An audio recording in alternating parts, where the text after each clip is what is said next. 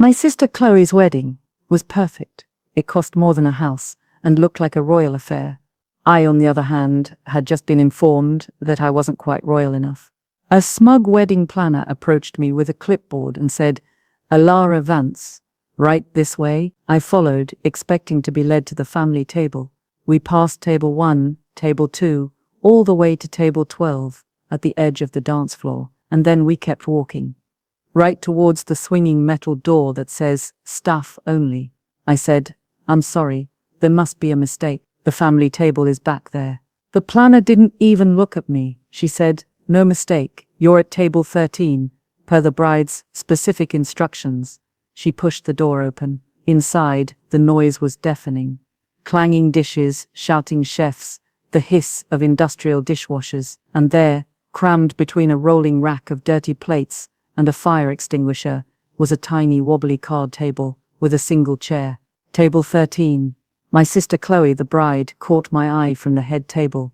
She smiled, raised her glass, and blew me a kiss. She thought I was trash, to be hidden away with the garbage. What Chloe didn't know is that I was the one who paid for every single crystal, every rose, every drop of champagne, and in exactly 5 minutes, her perfect wedding was going to be over. To understand why I was seated in the kitchen, you have to rewind about 20 years. In my family there were 2 daughters, the golden child and the scapegoat. Chloe was the perfect one, blonde, bubbly, and ruthless. I was the quiet one, the artistic one, the disappointment. Our mother, Margaret, worshipped status. And in her eyes, Chloe was a future investment. I was a liability. I remember 10 years ago, my father came into the kitchen while I was drawing. He whispered, "It's beautiful, Alara. You have your grandmother's hands." But then my mother shouted from the other room, "Richard, Chloe needs new riding boots." And the light in his eyes dimmed. When our father got sick, I dropped out of my art scholarship to care for him. Chloe was just too busy with sorority rush at her university. My mother was too stressed to visit. For 6 months it was just me and him. Before he passed, he pointed to a drawer and said, "My journal. In the drawer. Take it. Don't let them break you, Alara. You're worth more than all of them." After the funeral, which Chloe complained wasn't open bar, I found out what my father meant. I read his entry. He wrote, "My Alara has the artist's soul, but Margaret only sees value in status. I fear I've left my company in her hands, but I didn't leave my daughter empty-handed.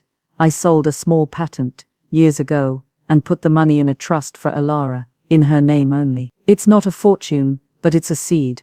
Don't let them break you, my night owl." Night owl, it was his nickname for me. The trust fund wasn't massive, but it was enough. I didn't buy a new car or a fancy apartment. I used my art degree to quietly build an online art gallery called Night Owl Holdings. I specialized in finding and promoting unknown artists. Over the next 7 years I turned that seed into a forest. I was a multi-millionaire, and my family had no idea. To them, I was still Alara, the struggling artist. Until the day Chloe announced her engagement. 6 months ago, my mother was complaining. She said, "It's just dreadful. Your father's company isn't what it was. We simply can't afford the wedding Chloe deserves. We'll be humiliated." I looked at them and said, "What if I paid for it?" Chloe laughed and said, "You, with what? Your Etsy sales?" I told them, "I've had a few good years. I can help. I want to, for the family." My mother's eyes narrowed. She asked, "How much help?" "The venue alone is $50,000. I said, "I'll cover it. All of it. $100,000. On one condition. It's an anonymous gift. No one knows it's from me. Just make sure I have a place at the table." Margaret smiled like a shark and said, "Oh, Alara, darling. Of course, your family. You'll be right there with us. You'll be right there with us." Those words echoed in my head for 6 months. I believed them. Until the wedding day. When I arrived at the bridal suite, Chloe pointed to a dress hanging on the outside of the closet door. It was a hideous, ill-fitting, beige satin. She said, "Oh, you're not a bridesmaid, silly. James's sister took the last spot. That's just a family dress. Now go find the makeup lady. You look half dead."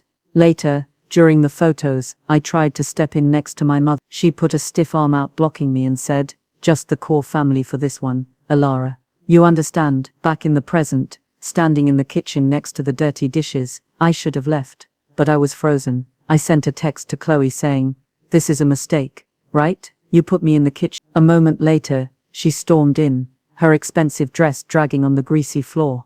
She hissed, "What is wrong with you?" I said, "What wrong with me?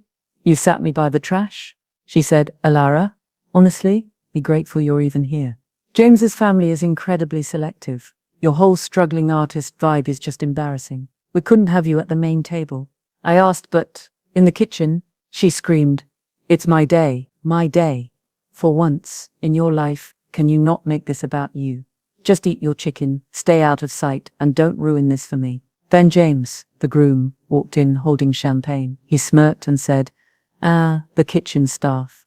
Guess you do count. Try not to steal any of the silverware, all right?" He laughed, grabbed Chloe's hand, and they swept out. And just like that, the last thread of hope snapped. My father's words came back to me, "Don't let them break you." They hadn't just broken me, they had shattered me, swept me under the rug, and expected me to pay for the privilege. The chef looked at me with kind eyes and asked, "You okay, honey? Rich family giving you trouble?" I looked at my phone. On the screen was my banking app. Pending transfer $100,000, scheduled for 10:00 p.m. It was 9:55 p.m. I asked the chef, "Do you have a back office, somewhere quiet?" I went into the tiny office and dialed. I said, "Mr. Henderson, it's Alara Vance." "Yes, thank you, I'm calling about the $100,000 transfer scheduled for 10:00 p.m. I need you to put an immediate stop payment on it." "Yes, all of it." "The reason, service is not rendered." I hung up. My phone buzzed with a text from my mother. "Chloe says you're making a scene. Stay in the kitchen. Do not ruin this for her." I walked out of the office. I nodded to the chef, and he smiled and said, "Go get him, kid." I pushed through the swinging door. The ballroom was warm, filled with laughter. I walked past table 12, past table 10. I wasn't walking to the exit. I was walking towards the head table. I saw the DJ's podium. The mic was live. I tapped the microphone. A high-pitched feedback squeal cut through the ballroom. The music stopped. The laughter died. Every single eye was on me. My mother stood up and yelled, "Alara, what do you think you're doing? Sit down." I spoke into the mic, my voice booming. "Good evening, everyone. For those of you who don't know me, I'm Alara Vance. I'm the other sister, the one you'll find listed on table 13, kitchen." A ripple of gasps went through the room. Chloe hissed, "Get off the stage." "You're drunk," I said.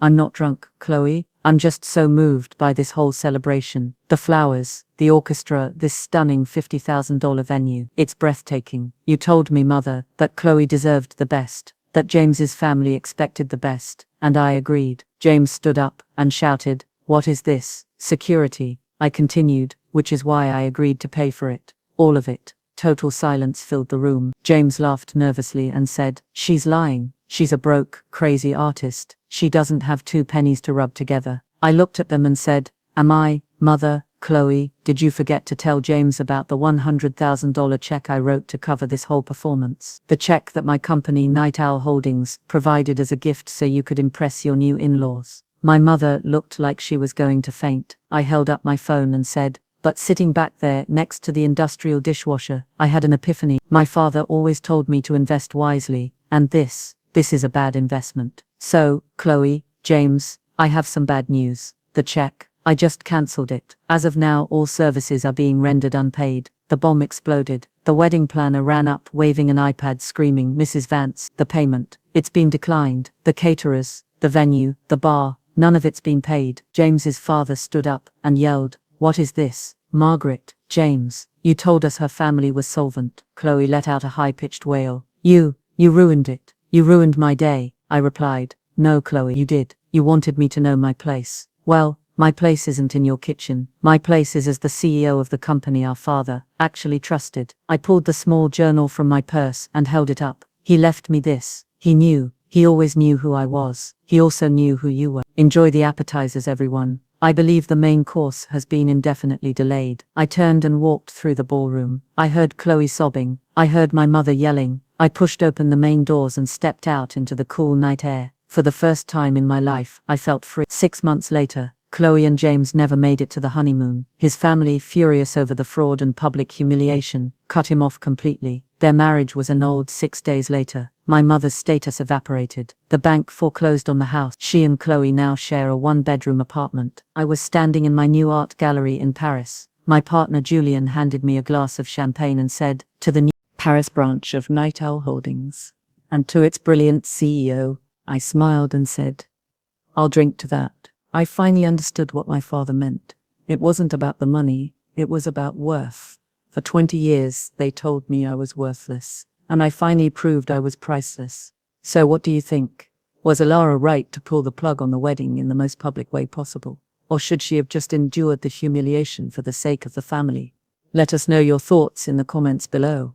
And for more stories where the bill always comes due, remember to subscribe to Karma's Last Laugh.